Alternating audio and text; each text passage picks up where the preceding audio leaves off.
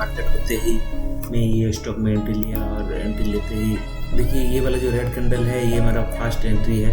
उसके बाद ये जो ग्रीन कैंडल इसमें मेरा सेकंड एंट्री है। ये मैं दिखा रहा हूँ।